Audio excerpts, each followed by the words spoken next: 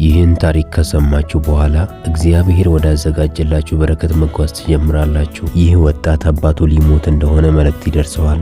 ልጁም ከሚኖርበት ሀገር ወደ ታማሚው አባቱ መጣ። ልጁ መምጣቱን ያዩ አባትም ከመሞቱ በፊት ልጁን ባይኑ ስላየው እጅግ በጣም ደስ አለው። ልጁንም እንዲህ አለው፣ የኔ ልጅ ህመሜ ሲበረታብኝ ሳላይ የመሞት መስሎኝ ነበር፣ ግን የመጨረሻው ምኞቴ አንተን ባይኔ ማየት ነበር። አምላክ ይህን የመጨረሻ ምኞቴን ስላሳካልኝ ደስ ብሎኛል። አሁን የምነግርህ ቁም ነገር አለ፣ ና አጠገቤ ቁጭ በል አለው። ልጁም በአባቱ ሁኔታ እያለቀሰ አጠገቡ መጥቶ ቁጭ አለ። አባቱም ልጁን ለዓመታት ለማንም ያልተናገርኩትን ሚስጥር እነግርሃለሁ። ይህ ሚስጥር ህይወትህን የሚለውጥ ነው። ከዚህ ከተማችን ስትወጣ ማለቅ የሌለው የሚመስል ሸለቆ አለ። ይህ ሸለቆ አስቸጋሪ የሆኑ መሄጃ መንገዶች አሉት። በዚህ መንገድ ላይ ጥበበኛና ብልህ የሆኑ ሰዎች ብቻ ናቸው የሚሄዱበት።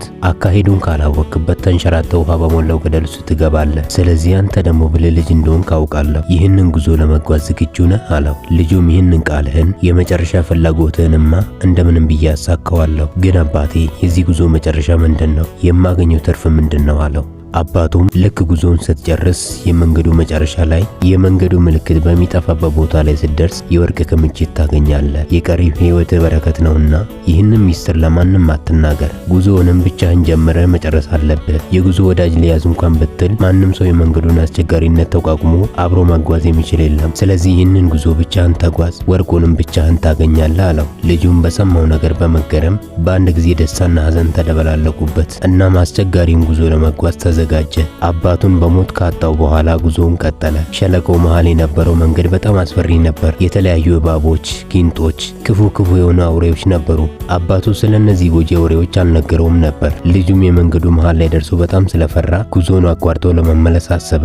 ነገር ግን ለአባቱ የገባለትን ቃልና የወደፊት ህይወቱ ትዝ አለው። ስለዚህ እንደምንም ብሎ በትልቅ ጥንቃቄ ለመጓዝ ወሰነ። ከቀናቶች አስጨናቂና አስቸጋሪ ጉዞ በኋላ የወርቁን ክምችት አገኘ።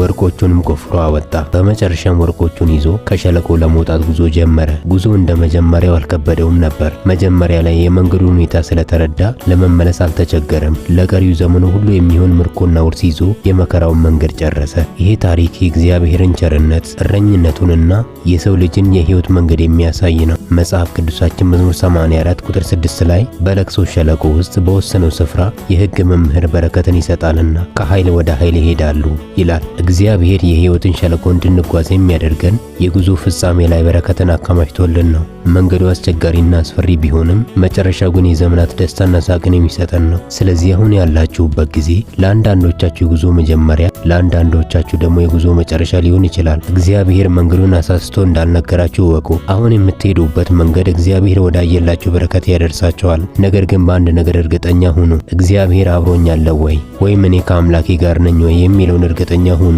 በቀረው መንገዱ አስቸጋሪ ቢሆን እንኳ ፍጻሜው ታላቅና ደስታ መሆኑን እመኑ። ኮሜንት ላይ ጌታ የተናገረኝን ወርሳለሁ በማለት ጻፉ። ከ20 ጊዜ በላይ ኮፒ ሊንክ ሼር ላይክ አድርጉ። ብሩካን ናችሁ።